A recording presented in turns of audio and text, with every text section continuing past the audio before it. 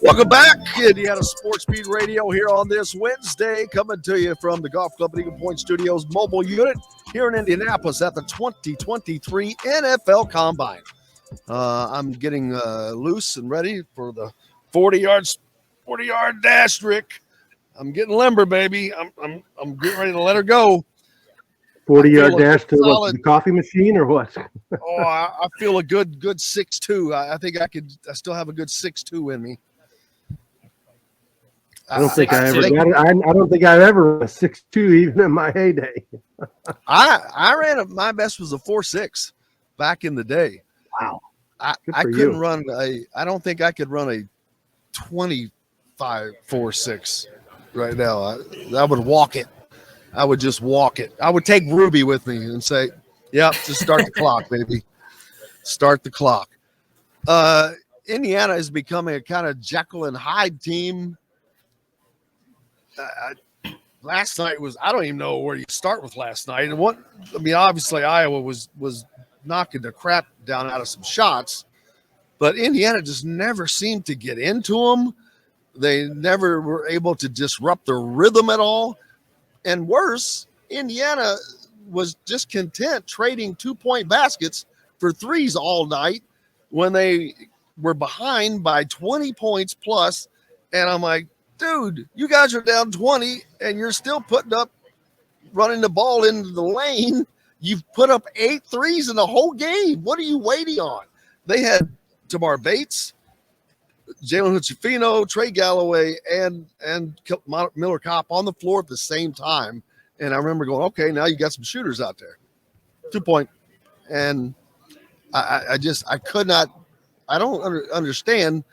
You have to know that you're in trouble and you've got to do something other than what you're doing. Yeah, that game was an F for the coaching staff, for the players, for the subs, whoever else you want to put in. They all get an F for that game. And obviously Woodson talked for 2 minutes after the game, and he said it was embarrassing, and he apologized to the fans. And I think if somebody could have asked him the question, like, what would his coach have done if they did like that? They would have been back in Assembly Hall practicing at 11 o'clock until somebody was thrown up. I was actually thinking that last night, walking back from the restroom back downstairs. I was thinking that very thing. It's a different world, and he said, well, they won't practice tomorrow. They'll practice tonight. They look like a team that they won the national championship by beating Purdue on Saturday, and they were just going to walk in and beat Iowa, and they got embarrassed. And it's alarming. There's several things that are alarming about that game. One is you had a chance to, really firm up a chance to get a double bye in the Big Ten tournament and improve your NCAA standing, threw that away. Two is it's 4 times they play Iowa and Mike Woodson, and I think in all 4 games, Iowa has had its way scoring the ball like that. They have no clue on how to slow Iowa down. 80 points in every one of those losses or more. Yeah. They have no clue on how to defend Iowa, and that's concerning. And 3 is it's a when they get beat. How many games have they gotten beat like that this year? They got beat bad by Michigan State. They got beat bad by Rutgers. They got beat bad by Kansas. They got beat bad by Arizona. They got beat bad last year by St. Mary's in the NCAA tournament. That's not good. And guys putting T-shirts for sale from the celebration of the Purdue locker room who aren't guarding their man getting to the hole whenever he wants to. So focus on what's important and sell the T-shirts after the season. That's the old school me coming out, but it's like, you haven't accomplished anything yet. When you accomplish something, then you go sell some T-shirts. But right now, you haven't accomplished anything.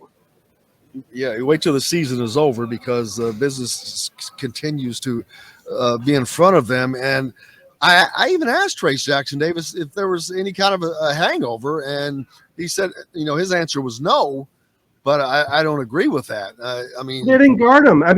They didn't guard him at all. And Race Thompson can't guard Chris Murray. How many times have we seen it? Chris Murray, I believe last year at Iowa City, went off on Indiana, didn't he? Didn't he have a big game Indiana last year in Iowa City?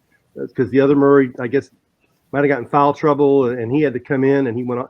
He can't guard him. He didn't have any intensity to guard him last night at all. You can't let some guy just get comfortable at the 3-point line and sit there and keep making threes without deny them the ball, do something. And then when they did extend the defensive pressure, then Hood Schifino got back cut, at least 3 times in the first half.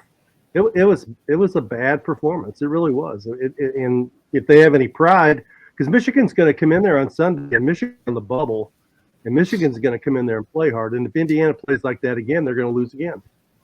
Well, Michigan may be playing as well as Iowa, and Michigan maybe playing as well as anybody in the conference right now. Right.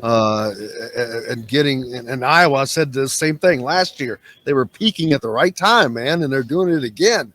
Here's a comment by Jason that kind of reminds me of something I was going to say.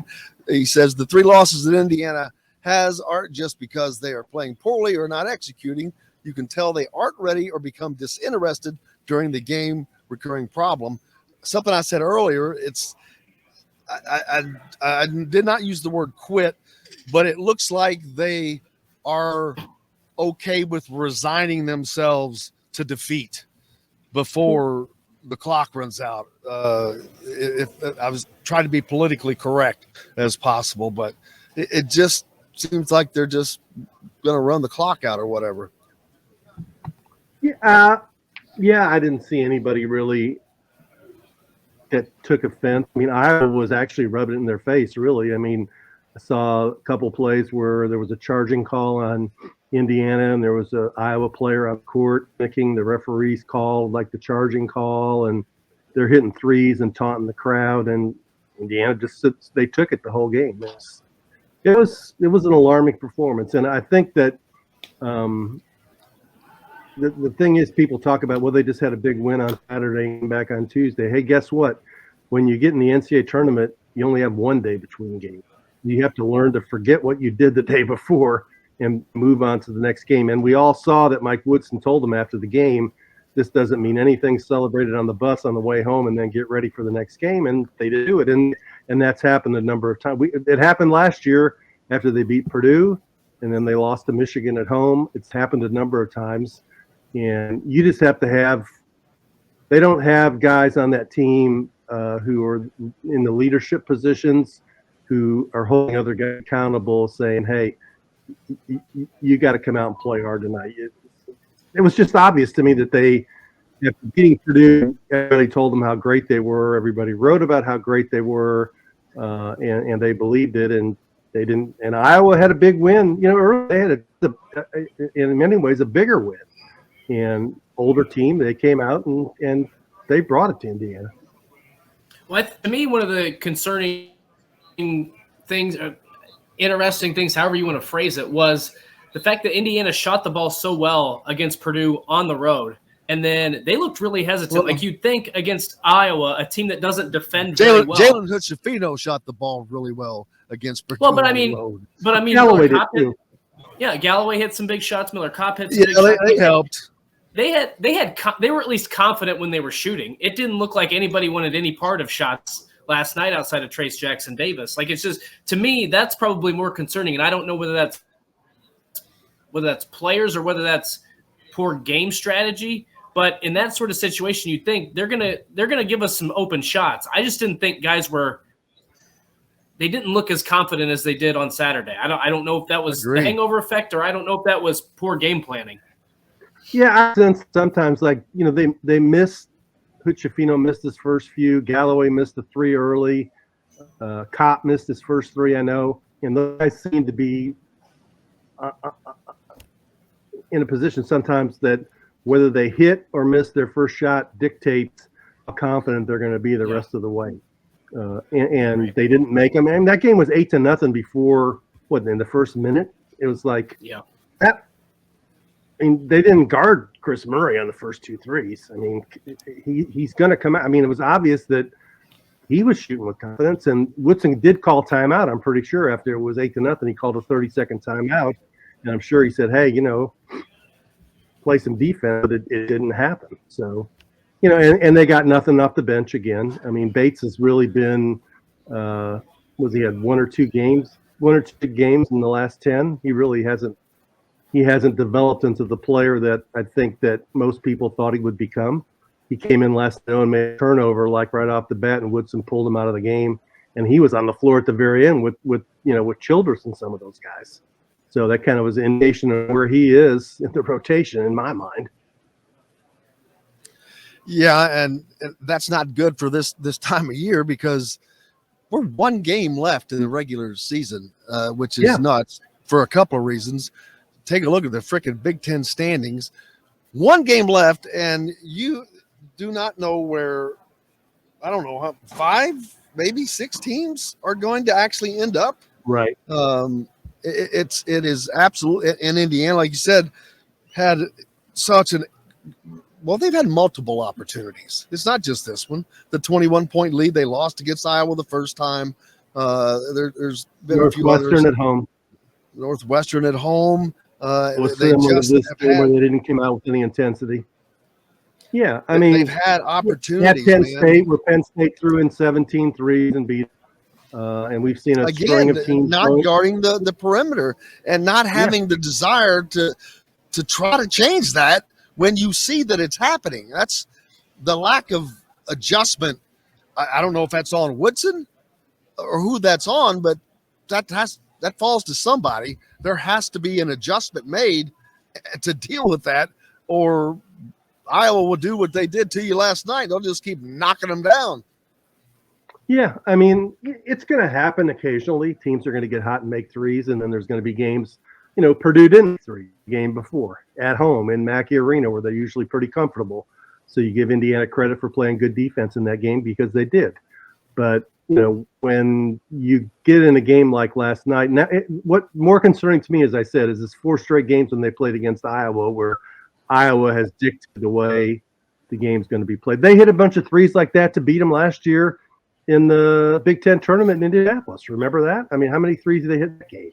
Bohannon hit the one at the end to win the game, but Murray was hitting them in that game and other guys. It's like they don't have – I don't think they just don't have the personnel at some positions to do that. Rex Thompson is not a great defender away from the basket against a guy like Murray. He's not enough.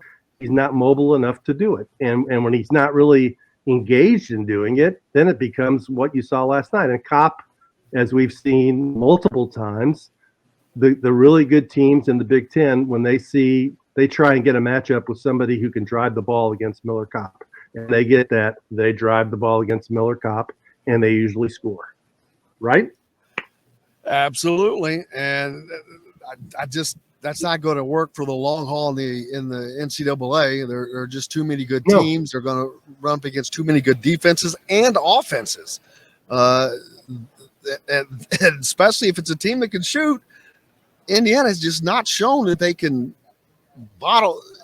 They've stopped Purdue, but those are freshman guards. They were able to really pressure them both times, which is great. But, man, against Boo Buie and Northwestern, they got tore up.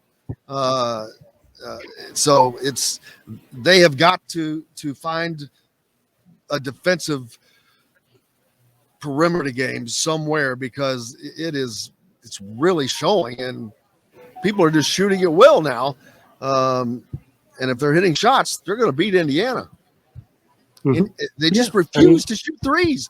I don't get it. They're what, like 12th to 16th, something like that, of efficiency in the country, but they're also like 16th from the bottom in 3-point field goal attempts. In usage.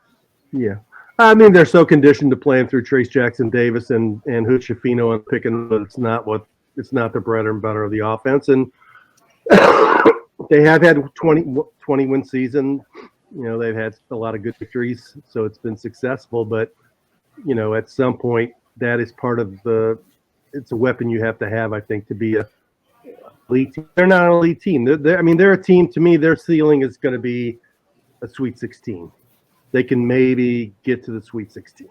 I don't see them getting any far. And if they got beat in the first or second round, that wouldn't surprise me either.